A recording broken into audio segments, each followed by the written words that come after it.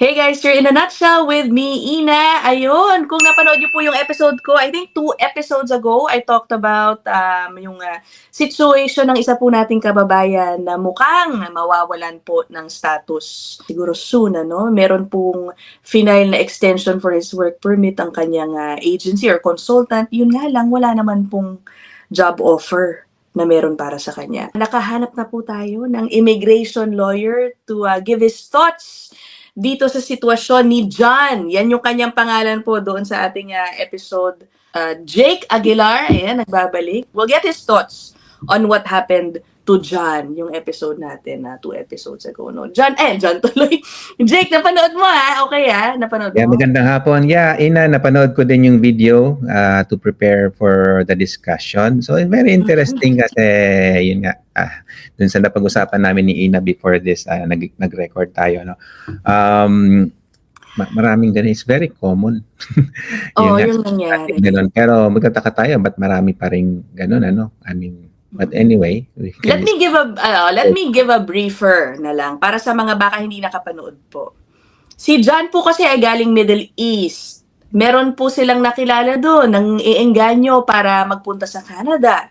Iniwan po niya ang kanyang job of 15 years dahil siguro magandang sales talk ni consultant. Maganda, may future ka doon. Okay. So pagdating po dito sa Canada, meron pa pong sinasabi si John na may inabonohan muna siyang parang expenses for his travel to Canada na hanggang ngayon hindi pa raw pa na re-reimburse. By the way, isa yun sa concern niya. Anyway, he arrived here in Canada. Nakatapos po ng 2 years sa contract sa kanyang employer. At ngayon, hindi na pwede renew ang kanyang kontrata. So una, syempre, malungkot si John dahil akala nga niya, siguro dahil sa magandang sales talk sa Canada, magtatagal siya dito at may siguro future for permanent residency. Yun nga lang po, hindi nangyari. At ngayon, gusto na siyang pauwiin, syempre, nung kanyang employer. Tumawag na nga daw at bubuk na siya ng ticket pauwi. But, isa pa nga medyo questionable na nangyari ang kanyang consultant, nag-file po ng extension for work permit niya na wala naman pong kaakibat na job offer. So, likely, that will be refused, no? So, it's just a matter of time, sa totoo lang. Jake, yun na yung summary, no? O, tingnan nyo, guys. Yeah. Ano ang initial thoughts mo? Sabi mo nga, no, madalas mangyari. Sabihin natin it's common enough. And then, tama din yan. Maraming galing Middle East nga po, na nangangarap din na makapunta dito sa Canada. Totoo naman. Sabihin na, ang madalas ko nga naririnig na dahilan, yung nga sa Middle East kasi, renew ng work permit, and I don't think na magiging permanent resident ka doon. Much more maging citizen. So yung mga yon dito sa Canada, ino-offer yon. Pwede ka maging permanent resident. And after 3 years lang, pwede ka na maging citizen naman. At pwede mo isama mo yung buong pamilya mo. So somehow, yun ang nai-offer ng Canada na wala sa Middle East. Pero sabihin natin, maganda rin ang buhay doon kasi developed country din naman, especially yung mga sa Qatar, UAE, Saudi Arabia na naririnig natin. So maraming Pilipino doon. UAE, Dubai, parang 1 million din yata ang tao doon. Madami din.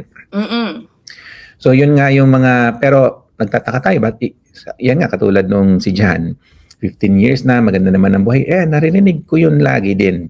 Kaya siguro nga pag may nagtatanong or may mga nanonood sa atin na taga ibang bansa, especially taga Middle East, isipin nyo din kasi nga you will be exchanging something yung sabihin natin magandang buhay nyo dyan sa Middle East. Pagpunta nyo rito, hindi naman agad maganda. So, siguro, si Ina na rin makapagsabi at ako na rin at iba pa mga nagsimula ulit dito sa Canada, you start again, di ba? Parang gano'n. Yeah. Nothing back to zero nga. And ako din, given the time, I can recount my story. Nagsimula din ako sa gano'n. So yun, sabihin natin common yun. Kaya eventually din, nasa sa tao na rin, di ba? Kung magdidesisyon sila na pumunta dito, ayun nga, parang sabihin natin sugal, minsan nananalo, minsan natatalo. Pero I would say din naman na for the most part, sa dami ko rin naman nakilala na nanalo sila, sabihin natin gano'n. Maganda yung naging decision nila sa pagpunta dito. Again, sa umpisa, medyo mahirap, totoo yun. Pero eventually, nagiging okay din. So siguro kay John medyo hindi siya pinalad, medyo hindi maganda yung experience niya, sabihin natin ganon. Pero he can try again siguro at some point. Yeah. Hindi naman pahuli ang lahat. Kung lalabas man siya ng Canada, pwede naman siyang bumalik ulit kung gusto niya pa. Pero at the same time, dapat din nga alam niya at saka yung mga katulad niya na ano yung mga risks na tinitake niya. Kasi lagi namang meron. Oo. So yun lang naman, yun yung una kong take doon sa panood ko yung video. Oo. Actually, mismo si John, meron siyang nabanggit alam niya, nabanggit niya yung sugal. Sumugal na rin siya. Oo, parang ganun. So, aware naman siguro siya sa risks. And sa totoo lang, he's not bad-mouthing his employer especially. Which is good. But I can't help, ako ang pakiramdam ko, si John, medyo siguro na-feel niya na, akala ko, sinabi mo kasi sa akin, about his consultant akala ko, ito nangyayari sa akin, di ba, sa Canada. Hindi nangyari. Yun, ngayon, mukhang hindi na siya marirenew, mukhang mapapa-uwi na. Tapos, ang hinihiling na nga lang niya, Jake, ay maibalik yung sinasabi niyang ginastos niya para makapunta rito. Because, actually, tinanong ko sa kanya, hindi lang namin napag-usapan doon sa episode, but was written naman daw sa kanyang contract. And in fact, some of his colleagues, nabayaran na raw yun. Sige, I will play a portion of... Pagdating nyo dito, magkano nagastos nyo pala na dapat yung inabanuhan ninyo? Magkano yun? So, sa processing fee, umabot ako ng nasa 4,500 Canadian dollars. Then sa ticket is 3,000 something. Yan. So, pagdating namin dito, binayaran namin ng 6 months yung 3,000 na yan sa salary deduction. So, sa 6 months namin binabayaran yan. Okay. Kasi parang pinarusot niya na cash advance namin yun. Pero kami Okay. Yun. Yeah. Okay, what do you think about that? Una sa lahat, I know, Jake, no, kapag direct hire, usually sagot talaga ng employer, no? The ideal situation is sagot ng employer, sa totoo lang po lahat. Exactly. So, tama yon. And bawal actually magpasa ng yung recruitment cost na tinatawag ba? Bawal ipasa yon dun sa aplikante, sa empleyado. Okay. So, don't know for sure ano yung mga binayaran niya. Pero yan, nabanggit niya ticket, depende rin yun kasi yun. It's possible na sagot niya yun Pwede yun Okay. So, depende sa kontrata niya. So, kung supposedly sagot niya yung ticket at kinash advance nga naman, potentially na dapat lang din bayaran niya. Pero yung iba doon, yung mga processing fee, we don't know ano ba exactly yung process doon. Sa mga recruitment nga, bawal yun ipasa sa empleyado, ano? Pero minsan tinatago na lang nila yun doon sa processing fee.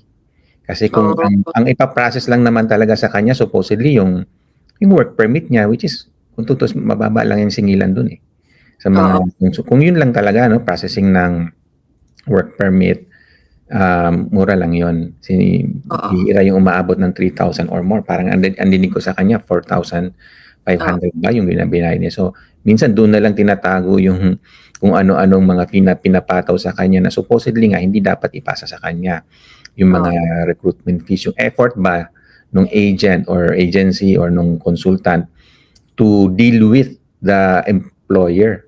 Hindi naman chargeable yung mga ganun So, yun yung minsan nga din ang difference ng let's say lawyers na katulad namin or immigration consultants with let's say yung agency. So, yan ang gandang point of discussion din. Ano ba yung difference nun? Yung mga agency, supposedly ang pinaka-service na nakukuha nyo sa kanila, yung ihanap kayo nila ng employer, i-match nila kayo with the employer. Pero doon na lang naman talaga yon, wala nang iba. And then wala dapat yung ano ang pwede lang nilang singilin kung meron man? Kung agency? Wala. Actually, wala kayong dapat bayaran. Wala yun nga, bawal yung mga upfront cost, upfront payment, bawal lahat yun Wala kayong dapat bayaran para lang kumilo si agent at hanapan ka ng employer. Kung tutusin, ang dapat singilin niya si employer. Kasi naihanap si employer ng tao. Mhm. Dapat ang pwede nilang singilin si employer for that particular service, hindi kayo. Hindi Oo. yung empleyado, hindi yung aplikante. So in this case, tong kay John, yun na nga ang sitwasyon niya, no? Basically, he stopped working and is awaiting yung decision ng pag-extend ng work permit na inamin naman niya walang job offer. Yeah. Mahahabol niya pa ba yun? What can he do while he's still here? Hindi natin sure for how long. Yeah, pwede rin siyang kung talagang gusto niyang i-pursue, pwede siya apply ng visitor record muna para lang ma-extend yung status niya, yung stay niya dito sa Canada while he works on filing whatever case siguro na pwede niyang i-file against. Kung meron kung we have to dig deeper into that dun sa consultant or dun sa agency kung may agent or even sa employer kung meron man. Yun nga, kung meron mga pinataw ba sa kanya na hindi dapat ipasa sa kanya na hiring cost, hiring fee, things like that. So, pwede rin niya potentially kasuhan si employer doon. Yes. Sa small claims court, can he go there? Yeah, possibly. Kung monetary lang yung issue, pwede siya pumunta sa small claims court. Pero yun din, gagastos din siya Oo nga. para mag-file. So, yun may lagi trade-off. Kailangan i-balance mo. What do you expect to get from it? Yeah. Versus ano yung cost. Ito upfront, maglalabas ka agad ng pera pang gastos mo sa either paralegal or lawyer. Definitely gagastos ka. And then what do you intend to get from it? Kung yun din lang naman, kung yung ginastos mo, yun lang din yung parang sayang lang oras mo, di ba? Correct. Alam mo, oras talaga yung isa sa biggest na kalaban din ni John. Because while he's here and if he wants to pursue, habulin kung ano man ang gusto niyang habulin, gagawin niya yun nang wala siyang authorization to work. Diba? Yeah, exactly. Paano yun? Ang hirap, ano? On you, di ba? Hindi ka makapag-work. So, paano ka kikita? Ang ginagawa mo lang, yung kaso, i-monitor yung kaso mo. Parang parang yung trade-off hindi worth it, I would say. So we don't really recommend na i-pursue niya yon unless na malaki yung ina-expect niya na makuha out of this. Okay. Ito naman, I will play this. Let me know what you think about itong naging strategy ng kanyang consultant. Yun nga, ma'am, kasi di ba paso na nga yung work permit ko. So sinabi ko doon sa consultant namin na mag-extend ako. Mag-extension ako ng work permit ko. So ngayon, may pinaperma na naman, agreement. So nagbayad na naman kami ng almost 1,000. Para saan? May trabaho ba? Yun nga, ang sabi niya, extend natin lang para magtagal ka lang dito or makakita ka ng ibang employer na mag-apply ng trabaho. Yun nga ang inaano niya. Okay. Alam mo, ngayon ko lang na-realize, no? Parang he raised the idea of extending his work permit to his consultant. No? Anyway, okay, what do you think about that? Yes, so unang-una, yung isang maganda i-clarify natin dyan, kasi kaakibat nung work permit yung job offer, di ba? Correct, dapat. Yun talaga yun. Work permit na wala kang job offer or dapat nga LMIA, hindi lang job offer. LMIA, dapat talaga. So yun, unang-una, hindi nyo mabibili yun. Kahit anong bayaran nyo, legally speaking, hindi nyo mabibili yun. Like, itong 1,000, bigyan mo ako ng employer. That's not gonna happen. Tsaka 1,000, unang bababa yun sa singilan. Pero talaga legal yun. So, forget about that. Kung merong nag-offer sa inyo na ganon, red flag na agad yun. So medyo magtanong-tanong ka na, tanongin mo sarili mo, ano ba itong pinapasok mo? Yung mismong pag-file lang ng extension, how much does that only cost? Yung extension, madali lang naman yun. So baka yun nga lang yung biniyaran niya, sabi niya, around 1,000, para lang ma-extend. Kasi nga, ngayon, especially nga, as you know, nagkaka-desperado na ang mga tao din, Kasi nga, nagpapauwi talaga ngayon si immigration. Medyo madami na talaga din ang napapauwi. Or yung nga paubos, patapos na yung status nila, yung work permit nila, pa-expire na.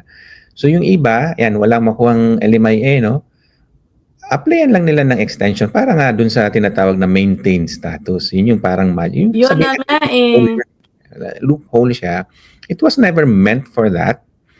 Pero somehow na-realize ka na tao kasi nasa rules naman, pag nag-apply ka ng extension, so while that extension is pending, at kahit nag-expire na yung work permit mo, meron kang tinatawag na maintain status, you can still continue working hanggang naka-pending pa yung application mo. Oo, pero the thing with John is, talagang hindi na siya pinapapasok nung kanyang employer. Ayun nga din. So, wala na rin ang support from the employer. So, talagang wala siyang maasahan. Pero yun nga, yung iba, I don't know kung in-explain nga sa kanya ng mabuti yun, pero parang Cinderella yun na it can stop at any time eh. Pag lumabas yung, yung decision, right then and there, wala kang status yung araw na yun na ma-receive wow. Yeah, wala kang status. Parang nabanggit ni John naman kanina, ang sabi sa kanya, ayun, kung sakaling makahanap siya ng ibang employer, I think isa rin yun sa intention, di ba? Buying time, buying a little bit of time para kung makahanap nga siya ng employer, di pwede siyang makalipat. Sana. So yung parang, they're buying a little bit of time. Parang yun ang kita ko din sa kanya. Yun yung naging strategy nila. Oo. But, technically speaking, I guess it's legal, but I have questions about the ethical exactly. side Tama of it. Na parang, bakit pumayag ang isang consultant na gano'n? Na alam din niya na ang panahon ngayon, medyo mahirap. Yung Correct. So it's bordering on yung may ethical consideration. Technically legal siya. Pero yun nga, it's not supposed to be like that. At a minimum, dapat na-explain man lang sa kanya. Na ito, kasi ikaw naman yung kliyente nga, di ba, yung aplikante. Yung consultant or lawyer, advisor mo lang yun eh. So, dapat somehow bigyan ka ng advice na wala kang status. Pag nag-apply ka, magkakaroon ka ng maintain status, makapag-work ka ng kaunti pa, pero wag mong asahan na ma-approve yan. So at least alam mo, tsaka ikaw yung may decision nun eh. So you have to own it later on. Kasi nga, fraud din talaga yun eh. Bordering on fraud siya. Kasi alam niya nga na walang basihan eh, walang paa yung application na yon, talagang alam mong ma-refuse din pero ginawa mo pa rin just to avail of that loophole nga makapag-extend ka ng status mo kahit panandalian, which wasn't meant for that particular purpose eh. It was meant for those na somehow may inaasahan sila na ma-approve somehow yung application na yun. But in the meantime nga, pinagbibigyan ka para wala namang gap pag nag-expire na yung dati mong work permit, at least yan, binigyan ka na maintain status. It's more for your own benefit. But anyway, yun nga, na-exploit. Nangyayari ito lagi sa mga policies na it was parang yung flag polling din siguro. Ayan, Oo. It wasn't meant for that eh. Pero yan, tuloy. Yung flag polling hindi na rin inaalaw kasi nga na-exploit na yung loophole na yun. Oo. Ay, nako. In that aspect, no, parang mahirap i-pin the blame on the consultant also, Jake, on John's part. Dahil kumbaga, at the end of the day, ang natutunan ko nga dito kay Jake kanina lang eh, ano mang application ang gawin mo, i-file mo, sa'yo yun, the applicant. Hindi mo pwedeng sabihin na tinuro yun sa'yo ng iyong consultant. Parang responsibilidad mo rin yun talaga. Yeah, yan din kasi yung na natutunan ko din dito over the years nga na yan, more than 10 years na rin ako dito sa Canada. Dati hindi ko rin alam yun eh. Yung mga ganun kasi anyway, yung context nito kasi tayo Asian, di ba? And yung Asian culture ganun eh. Like we're more on yung collective ba, yung family, yung group, yun yung importante sa atin eh as Asians. I would say it's an Asian thing. Pero yung Western thought naman, like eto, nasa Canada tayo, nasa West tayo eh. At saka yung mga unang nanirahan din dito sa Canada, from Europe din, di ba, usually. So anyway, individualistic sila, di ba, parang baliktad nga eh. Dito kasi parang ang pinaka-importante yung tao, yung individual, which is very much opposite sa parang tinuro sa atin sa pagpapalaki. Huwag mo isipin yung sarili mo, di ba? Parang huwag kang maging makasarili, isipin mo yung iba, isipin mo yung pamilya, unahin mo sila. Pero dito sa Canada, ganun. Kaya nagulat ako noon, parang yun, ganun ba? Yun yung parang tinuturo nila sa'yo. Anyway, part din kasi ng education namin yan or training sa sa pagiging lawyer. So dapat maintindihan mo yung kultura, di ba? Kasi yung law base din sa kultura, etc. etc. But anyway, so yun ang natutunan ko is you're always responsible for yourself. Tsaka sa lahat ng decision mo, hindi mo masabi na ito ginawa ko to para sa kanya, para sa kanila. Hindi. Ginawa mo yan para sa sarili mo, di ba? Parang gano'n. So you should always own your actions. So yan, pag nag-a-apply ka, although meron kang hinahire na mga consultant, lawyer, etc., ikaw naman din ang nag-hire nun di ba? Hindi mo sila pwedeng sisihin later on. Somehow, hindi naman sa totally, wala silang pananagot. Meron din. May mga professional considerations or liabilities din yan, which we can discuss a bit siguro. Pero ultimately, yun nga, you have to own your application. Dapat alam mo nakalagay doon. Hindi pwedeng, yung consultant ko na nag-asikaso niyan hindi ko na, kasi madalas natin to naririnig, di ba? Yung ganito. Dahilan, sabihin natin ganun. Kaya nga ako nag-hire ng consultant or ng lawyer kasi hindi ko nga alam yan. Pinaubaya ko na yan sa kanya. Hindi ganun So, pinaubaya mo naman, siguro yung mga detalye nun, maaaring hindi mo na alam. Pero somehow yung overview nun, dapat naintindihan mo. Pati yung mga sinubmit na facts, dapat reviewin mo din. Kasi sa'yo yun That's your application, not the application of your lawyer or your consultant. Punta tayo dun sa liability ng consultant or lawyer.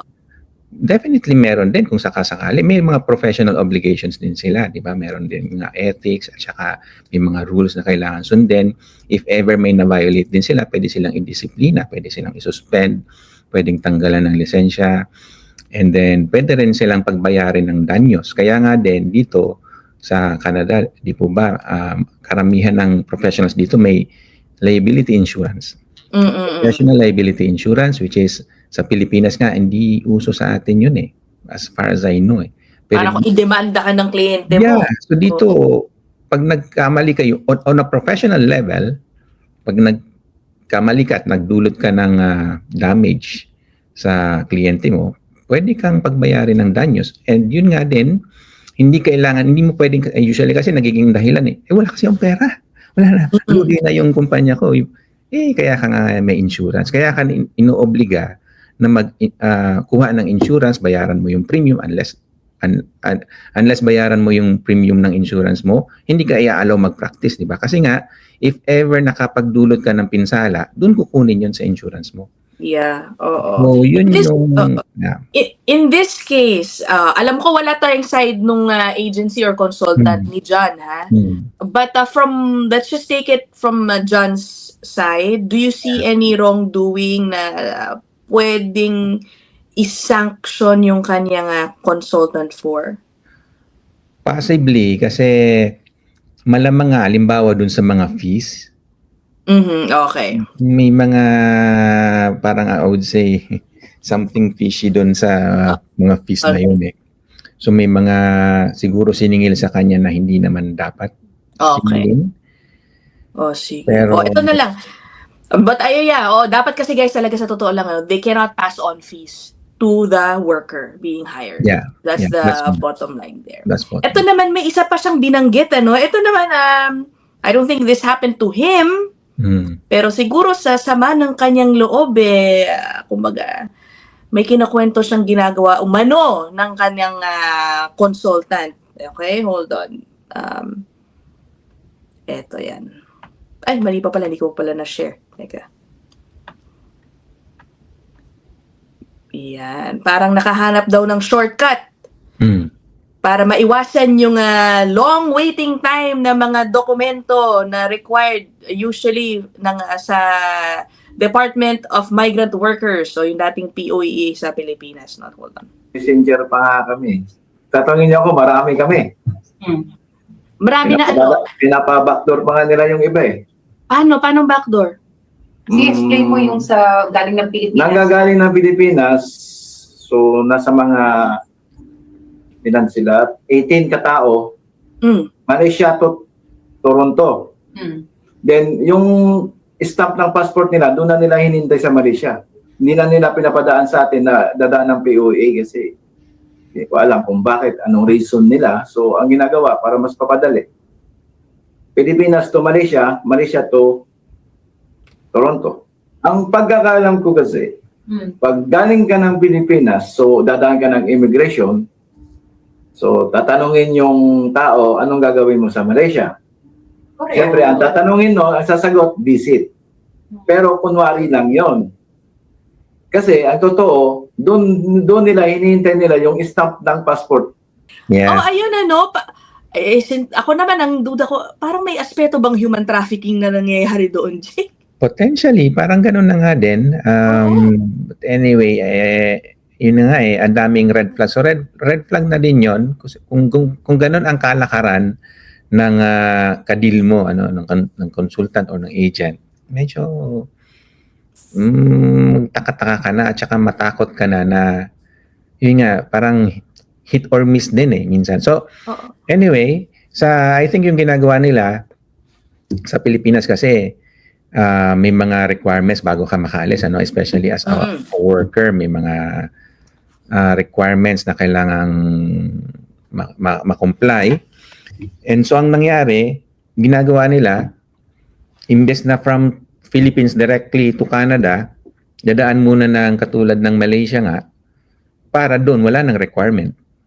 Oo. Mas madali na para sa kanila makapunta later on dito sa Canada kasi pag sa Malaysia sila manggagaling, wala na syempreng Philippine government doon na pwedeng i-require sila or pigilan sila na pumunta sa Canada from Malaysia. Oo, pero there's something off about it also. Definitely. Because una sa lahat, nagsinungaling sila dun sa immigration officer that they are visitors there. I know. Dapat babalik sila ulit siguro sa Pilipinas, parang exit ulit sila as a visitor. Yeah. And I think may sinabi kasi si John doon na ngayon, pagdating nila dito, nakarating na ng Toronto, hindi sila makaregister ng tama sa Philippine o consulate or embassy here as an OFW, parang ganyan, Kasi nga may kulang sila sa dokumento or sa process, parang ganun na nga nangyayari. Parang ganun na nga din talaga. So yun nga din, somehow, kung alam mo yung ganun nang nangyayari sa paligid mo, di ba? Pero medyo magtaka-taka ka na nga dun sa kadil mo na hindi siya hindi siya normal. So kung sakaling ganyan na later on, hindi naging successful yung application kasi nga unang-una yung employer nyo nga hindi nyo mabibili yung employer kahit ano pang ibayad nyo sa agency nyo or kung kanino man. Hindi nyo pwedeng i-secure yung yung trabaho nyo na magkakaroon kayo ng trabaho, etc. di ba? So ay nako, sabihin natin sort of dapat na expect din niya. Ayun nga, anyway, nabanggit niya naman na parang sumugal siya, di ba? Oo. Na may malaking risk doon sa ginagawa niya. Oo. Ay nako. I guess yung lesson nga, sa totoo lang, I feel for John. Diba? I know. Maraming ganyan nakumbinsi sa mga pangakong hindi man talaga maaaring ipangako. Diba? Bawa na lang guys, again, yung prospects for permanent residency here in Canada, unless PR on arrival po kayo, express entry, etc. Kung temporary foreign worker, there is no guarantee Correct. that you will become a permanent resident here. Oo, hindi po ganun kadali yun. You have to remember that.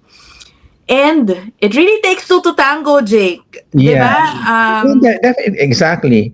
And then if I may share a little bit, gamitin ko na rin itong programa mo kasi para sa akin malaking bagay. Unang-una yung ginagawa mo ito, public service dissemination ng information. So if you don't mind, gusto ko lang din mag-share ng message or information na ayun, pumunta nga kayo ng Canada, kailangan yung paghandaang mabuti. Diba? That's one thing. Pag-isipan yung mabuti, ano ba yung pupuntahan nyo dito sa Canada, ano ba yung mga adjustments na kailangan yung gawin, kumpara nyo sa kung ano man yung i-give up nyo, di ba? Kasi alam ko, malaki yun. For everyone who's been to Canada na nag-migrate, na naging PR, alam nating lahat kung ano yung iniwan natin. So, kayo tanungin nyo sarili nyo paulit-ulit, handa ba kayong gawin yon? And then ano-ano yung mga kailangan nyo ang gawin nyo. Tsaka sino yung pwede nyong malapitan. Ito number 1 na. Itong programa ni Ina. Dito kayo kumuha ng impormasyon. Totoo yun kasi you get as much information as you need. This platform is one of the best, I would say, for Oy, that. thank you. Yeah, tsaka magtanong din kayo sa mga kakilala nyo. Kung may mga kakilala kayo dito sa Canada, personally, tanongin nyo sila, ano bang meron dito. Get as much information as you need. Tapos, yun, kung kailangan nyo ba man ng lawyer, most naman hindi naman kailangan eh. Pero if ever nasa tingin nyo, kailangan nyo na ng consultant, it can be a lawyer, it can be a consultant, it doesn't matter for as long as may license siya para doon, may license siya na magbigay ng advice sa inyo, then go for that para at least nga kumpleto yung impormasyon na meron kayo. Start with what you know. Kumbaga, pwede naman kayo mag-DIY muna, research on your own. And then kung meron pang hindi nyo pa alam, ayan, may mga forum na pwede nyo puntahan, makipagtanong-tanong kayo, and somehow kung gusto nyo pang i-validate pa yon yung kung ano yung narinig yung information, maybe you can get some consultation. Pero ultimately nga, it's your application, it's your responsibility. So, I guess yun lang yung gusto ko sanang i-share din. Yeah. Kasi alam ko marami pa nag-iisip, walang masama, at saka yun nga, sa marami naman pumunta dito, I would say positive naman yung story nila. Merong mga mangilan-ngilan na hindi masyadong maganda. Somehow din, kung naiiwasan naman din yun di ba? Kayo naman nga din ang may desisyon kung kanino kayo lalapit. Sino ba yung mga consultant? Minsan, totoo yun. Makita natin sa Facebook, parang ang dami niyang napapunta sa Canada. Oo. Daming mga 5-star review. Okay siguro to. Pero minsan din kasi, nasa surface lang yun, di ba? Hindi natin nakikita yung mga, sabihin natin, hindi pinalad. Siyempre, hindi nila papakita yun sa Facebook nila. Hindi nila papakita yun. So, yun lang, sabihin natin, maging diligent tayo. We need to exercise due diligence, especially din naman ngayon medyo madali nang kumuha ng impormasyon, lahat na online Oo. So, parang sabihin din niya na parang double-edged sword na merong mabuti, madaling makakuha ng impormasyon, pero marami ring disinformation sa online. Kaya again, bagsak sa atin, saan ba tayo pupunta, kanino ba tayo maniniwala, bottom line is tayo pa rin yun. Tayo pa rin yung may control nun. Yun lang. Nako guys, tandaan nyo, walang maloloko kung walang magpapaloko. So let's take it upon ourselves to really research everything and not rely solely sa mga tumutulong sa atin. Correct. Ay nako, anyway, Jake, as always, thank you so much for your insights. Marami pa akong naka-line up with Jake, guys. Standby lang kayo dyan, yung mga nag-email sa akin tungkol sa mga family-related issues nila. Pwede tayo dyan. Standby lang kayo dyan sa mga susunod nating episode. But for now, we'll end this here. Thank you again, Jake Aguilar ng JCA Law Office yan, okay? I'll see you guys in the next one. Bye!